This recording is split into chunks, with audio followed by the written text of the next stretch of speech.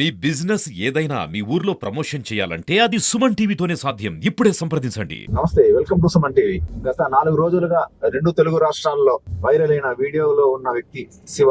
ఆయనది అన్నమయ్య జిల్లా పీలేరు నియోజకవర్గంలోని చింతపర్తి గ్రామం.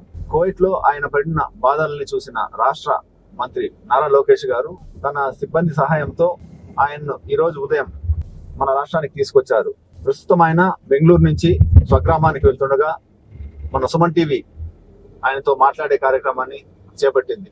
ప్రస్తుతం ఆయన ఇప్పుడు మన దగ్గర ఉన్నారు. ఆయన తన కుటుంబ సభ్యులతో పాటు ప్రయాణిస్తున్న కారులో మన సుమన్ టీవీ కూడా ఆయనతో ప్రయాణిస్తోంది. మరిన్ని వివరాలు ఆయన అడిగి తెలుసుకుందాం.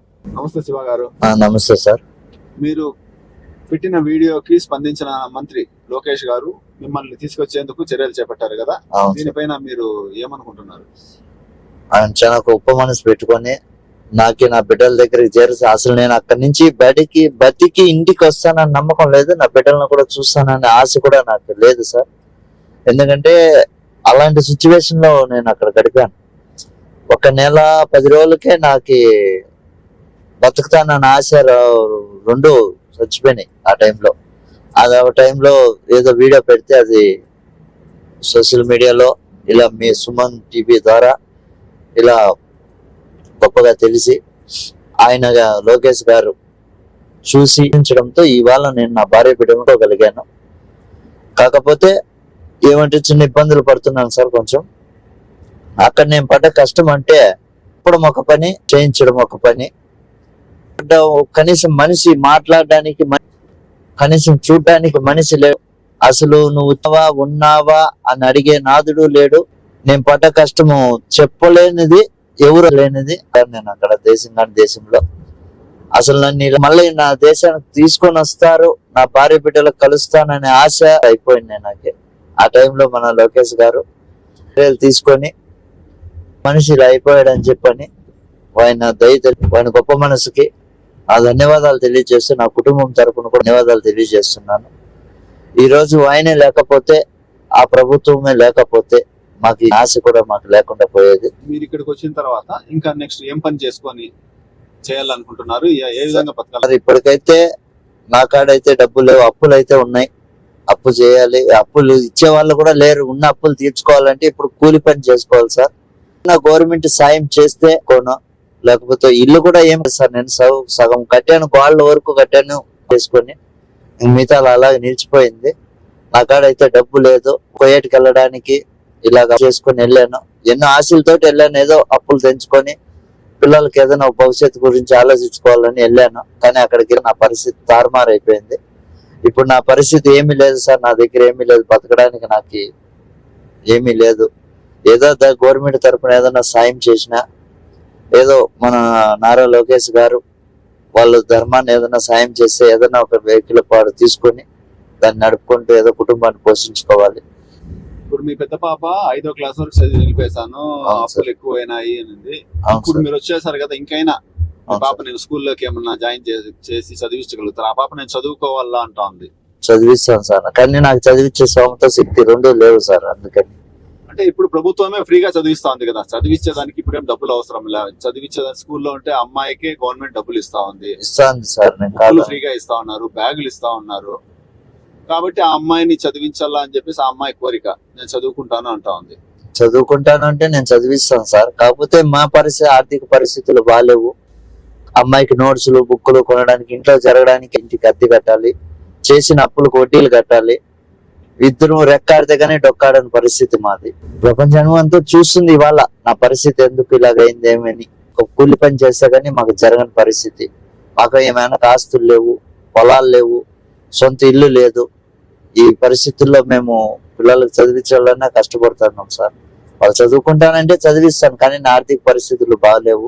దానివల్ల మన గవర్నమెంట్ ఏదైనా చర్యలు తీసుకొని మాకు ఏదైనా సాయం చేసిందంటే నా పిల్లల్ని చదివించుకొని ఏదో నేను చల్లగా కొంచెం పైగా బతుకుతాను సార్. శివ గారు, ఇప్పుడు చెప్పండి, ఇప్పుడు మీరు కువైట్కి వెళ్ళారు కదా, దానికోసము అప్పులు చేశాము అంటున్నారు. లోకల్లో గానీ ఏదన్నా ఎవరైనా గానీ పన్ను ఇప్పిస్తామంటే మీరు చేసుకొని స్థిరపడి ఉంటారా? ఉంటాను సార్. నా బిడ్డ కూడా నేను కోయేటికి వెళ్ళి అప్పులు చేసుకొని కోయేటికి వెళ్ళాను. నా పెద్ద కూతురు కూడా అమ్మాయి చదువు నిలిపేసి వాళ్ళ అమ్మతో పాటు పనికి వెళ్తుంది. కూలి పని చేసి అప్పులు కడుతున్నారు. ఎందుకంటే నేను అక్కడికి వెళ్ళి ఏదో సంపాదించి పంపిద్దామని ఎన్నో ఆశలతో వెళ్ళాను, బిడ్డల భవిష్యత్తు బాగుండాలని. కానీ అక్కడ నాకు అనుకోని సంఘటనలు ఎదురయ్యి చాలా ఇబ్బందులు పడి బాధపడి వెనక్కి రావడం అంటే జరిగింది. దానివల్ల నా కూతురు అప్పులు తీర్చాలి చేయాలని చెప్పని వాళ్ళ అమ్మతో పాటు ఇద్దరు కలిసి పనికి వెళ్తున్నారు. ఇప్పుడు మాకు జరగక నేను మా ఆవిడ ఇక పిల్లలు చదివించాలంటే నేను మా ఆవిడ ఇద్దరు కష్టపడాలి, పనికి వెళ్తాము. మా వంతు సాయం మేము చేస్తాము. ఏదో గవర్నమెంట్ కి వాళ్ళ వంతు సాయం ఏదన్నా మా మీద దయ ఉంచి వాళ్ళ వంతు సాయం వాళ్ళు చేస్తే ఏదో మా బిడ్డలకు చదివించుకొని మంచి భవిష్యత్తును వాళ్ళు కలుగజేస్తాము. ఏదో మా మీద దయ చూపి మన నారా లోకేష్ గారు, మన పవన్ కళ్యాణ్ గారు, మన ఎమ్మెల్యే గారు, పీలేరు ఎమ్మెల్యే గారు, చూడండి మన కలికిరి సార్ గారు, ఇది మన చింతపర్తి మన సర్పంచ్ సార్ గారు, వీళ్ళందరికీ పేరు పేరున మాకు ధన్యవాదాలు తెలియజేస్తున్నాము. ఎందుకంటే చూడండి వాళ్ళు నేను పడిన కష్టానికి వాళ్ళు చూసి వాళ్ళ మనసు ఫలించిపోయి నన్ను ఇండియాకు పిలిపించారు. ఎందుకంటే నేను బతికి వస్తానని నమ్మకం అయితే లేదు సార్ నాకు. ఎందుకంటే మన గవర్నమెంట్ రావడం వల్ల నన్ను నా భార్య బిడ్డల దగ్గరికి చేర్చింది, సంతోషంగా ఉండాలని చేర్చింది. నా బిడ్డలు కూడా చాలా బాధపడ్డారు, మా నాన్న వస్తాడో రాడో అని భయపడ్డారు. ఇలాంటి సమయంలో మన నారా లోకేష్ బాబు గారు ఎంతో శ్రమ తీసుకొని ఎంతో ప్రెజర్ పెట్టి అధికారులకి ఆయన వంతు సాయం ఆయన చేసి నన్ను ఇండియాకు పిలిపించాడు. ఇప్పుడు నేను అప్పులు తీర్చాలి అంటే నేను మా ఆవిడిద్దరు కష్టపడాలి, పిల్లలు చదివించాలంటే మేమిద్దరు కష్టపడాలి, కూలి పనులు చేసుకోవాలి.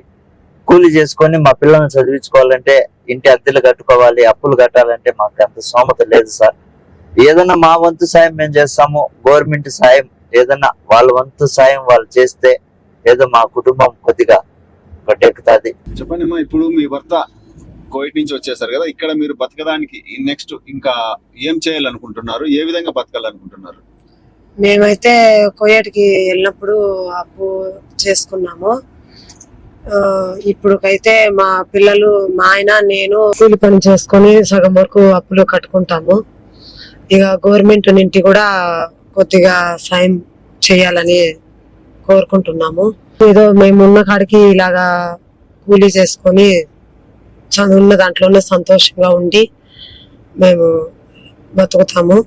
మా ఆయన కువైట్ నుండి ఇక్కడికి రప్పించిన లోకేష్ సార్ గారికి, పీలేరు ఎమ్మెల్యే సార్ గారికి, చింతపర్తిలో సర్పంచ్ సార్ గారికి, కలికిరి కిరణ్ కుమార్ సార్ గారికి, పవన్ కళ్యాణ్ సార్ గారికి, ప్రతి ఒక్కరికి మా కుటుంబం తరపున సుమన్ టీవీ వాళ్ళు కూడా మా కుటుంబానికి చాలా సహకరించి, మదనపల్లి ఎన్ఆర్ఐ లోకేష్ సార్ గారు కూడా మాకు చాలా సాయం చేశారు. వీళ్ళందరికీ మా కుటుంబం తరపున ధన్యవాదాలు. మీ నాన్న రాలేదని ఏడ్చినావు కదమ్మా, ఇప్పుడు మీ నాన్న వచ్చేసాడు కదా, నీకు ఎట్లా అనిపిస్తా ఉంది? హ్యాపీగా అనిపిస్తుంది సార్. మీ నాన్న రాలేదు, అప్పులు చేస్తాడు, చదువుకునేదానికి కూడా ఇబ్బందిగా ఉంది అన్నావు. ఇప్పుడు మీ నాన్న వచ్చాడు, చదివిస్తాడంట, చదువుకుంటావా? చదువుకుంటాను సార్. అమ్మా, ఇప్పుడు మీ నాన్న రాలేదు అంటా ఉన్నారు, 4 రోజుల నుంచి ఏడుస్తున్నారు కదా. ఇప్పుడు మీ నాన్న వచ్చేస్తాడు బెంగళూరు, కోవిడ్ నుంచి, బెంగళూరు నుంచి మీరే తీసుకొస్తా ఉన్నారు. ఏ విధంగా అనుకుంటున్నారు మీరు? సార్ మేము హ్యాపీగా ఉండాలి, మేము చదువుకోవాలని ఉన్నాం సార్. దీనికంతటికీ కారణమైన మన సుమన్ టీవీ వాళ్ళకి మా యొక్క హృదయపూర్వక ధన్యవాదాలు తెలియజేస్తూ, వాళ్ళకు కూడా మా కుటుంబం తరపున అనేక ధన్యవాదాలు తెలియజేస్తున్నాం. ఈ వీడియో వైరల్ చేసిన ప్రతి ఒక్కరికి కూడా పేరు పేరున మా యొక్క ధన్యవాదాలు తెలియజేస్తున్నాం సార్. ఎందుకంటే చూడండి, నేను అక్కడ పడిన బాధ, మీలాంటి వాళ్ళు చేసిన సాయము ఈరోజు నేను ఇక్కడ దాకా ఇంటికి రాగలిగానంటే అది ప్రతి ఒక్కరి శ్రమ ఉంది అందులో. కాబట్టి చూడండి, ప్రతి ఒక్కరు కూడా మా యొక్క ధన్యవాదాలు తెలియజేస్తున్నాం సార్.